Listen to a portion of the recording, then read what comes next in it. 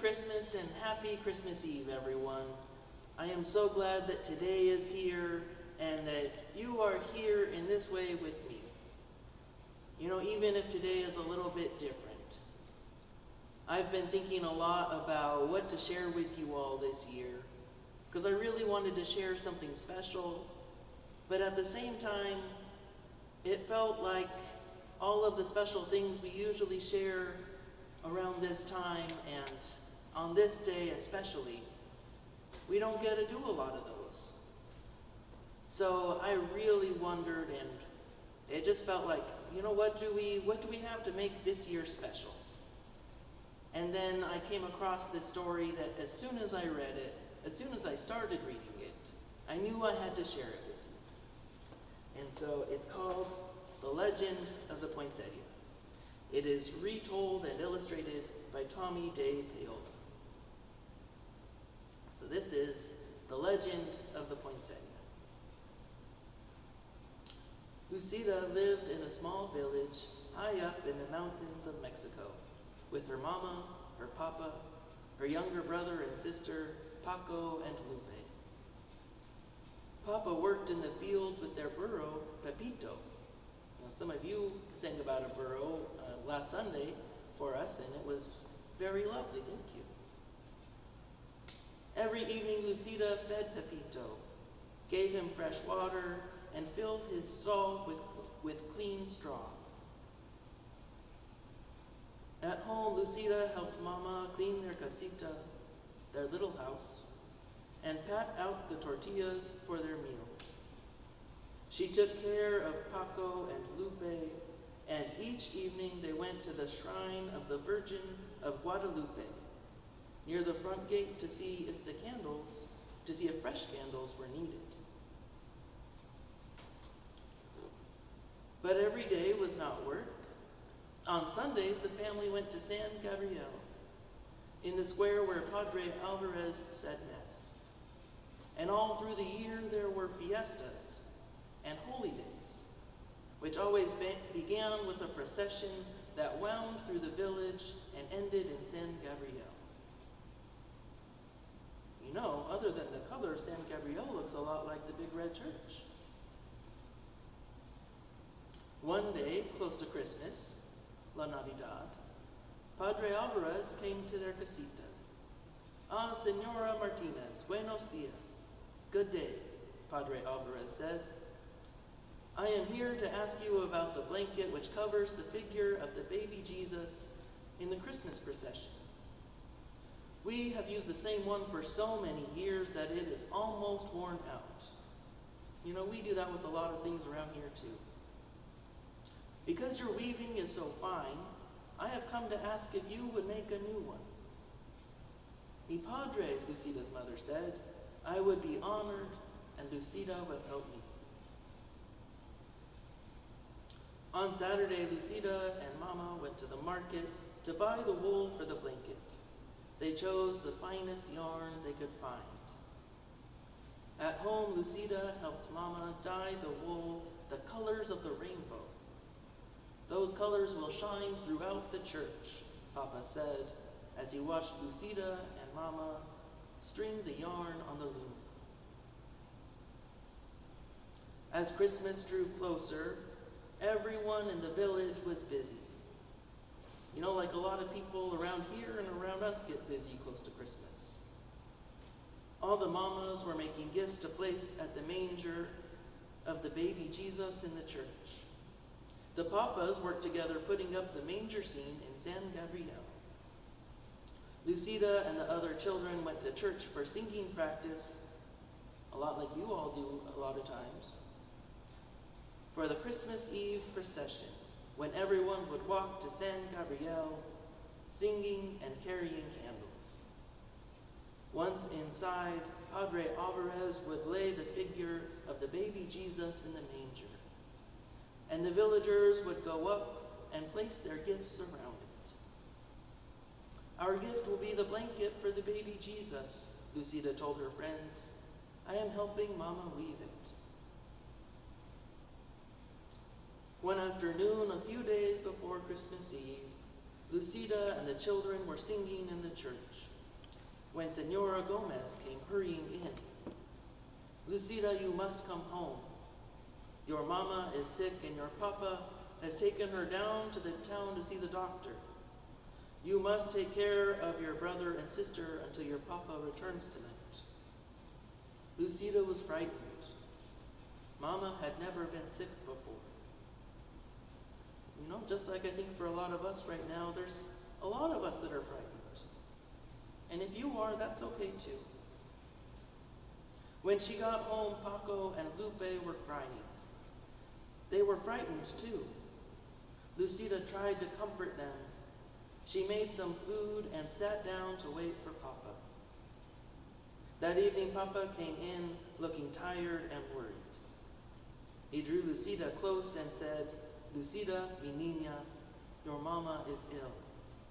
Your aunt, Tia Carmen, will take care of mama until she is well, but I must go back and stay with mama until I can bring her home.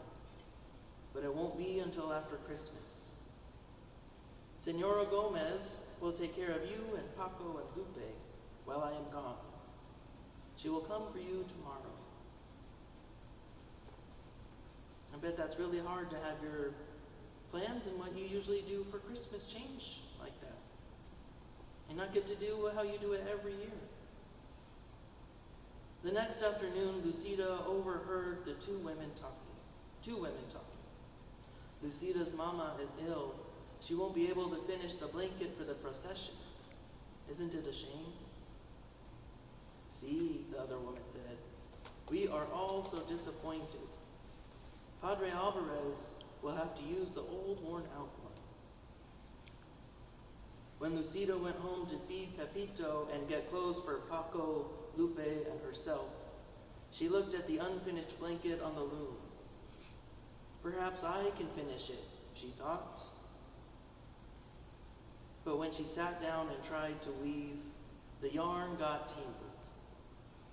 The more she tried to untangle it, the worse it got. It was no use. She could never finish it by herself. Oh wow, that's really tangled. She took the unfinished blanket to Senora Gomez. Oh, Lucida, it is so tangled. There isn't time for me to fix it, Senora Gomez told her. Tomorrow is Christmas Eve. Lucida started to cry. It was her fault the blanket was ruined. Her family wouldn't have a gift to place at the manger of the baby Jesus. Don't worry, Lucida. We will all go to the procession together. Lucida didn't say anything, but in her heart she felt as if she had ruined Christmas. It's really sad to feel like you've ruined Christmas, or even as if Christmas has been ruined. Come, Paco, come, Lupe, it is time to go to the procession, Senora Gomez called on Christmas Eve. Where is Lucida? She was nowhere to be found. Lucida was hiding. From the shadows, Lucida watched everyone gather together for the procession. The candles were lit, the singing began, and the villagers walked to San Gabriel, carrying gifts to place at the manger. Lucida walked along in the darkness and watched the procession go into the church, followed by Padre Alvarez carrying the baby Jesus. Little girl, are you Lucida? An old woman stood in the shadows nearby. See, Lucida answered, wondering who she was. I have a message for you. Your mama is going to be fine, and your papa will bring her home soon. So you don't have to worry. Go now into the church and celebrate Christmas with the others. Paco and Lupe are waiting for you. I can't, Lucida told her. I don't have a gift for the baby Jesus. Mama and I were weaving a beautiful blanket, but I couldn't finish it. I tried, but I only tangled it all up. Ah, Lucida, Any gift is beautiful because it is given, the old woman told her. Whatever you give, the baby Jesus will love because it comes from you. But what can I give now, Lucida said, looking around. A patch of tall green weeds grew in a tangle, sounds like a tangle like that Lincoln, nearby. Lucida rushed over and picked an armful. Do you think these will be all right? Lucida turned to ask the old woman, but she was gone. Lucida walked into the church. It was blazing with candlelight, and the children were singing as she walked quietly down the aisle, with a bunch of green weeds in her arms. I wonder if she felt silly doing that. What is Lucida carrying? A woman whispered. Why is she bringing weeds into the church? Another one murmured. I bet if Lucida heard what they were whispering, it probably didn't feel good. Lucida reached the manger scene. She placed the green weeds around the stable. Then she lowered her head and prayed. A hush fell over the church. Voices began to whisper. Look at your weeds. Look at the weeds. Lucida opened her eyes and looked up. Each weed was tipped with a flaming red star. The manger glowed and shimmered as if lit by 100 candles. When everyone went outside after the Mass, all the clumps of the tall green weeds throughout the town were shining with red stars.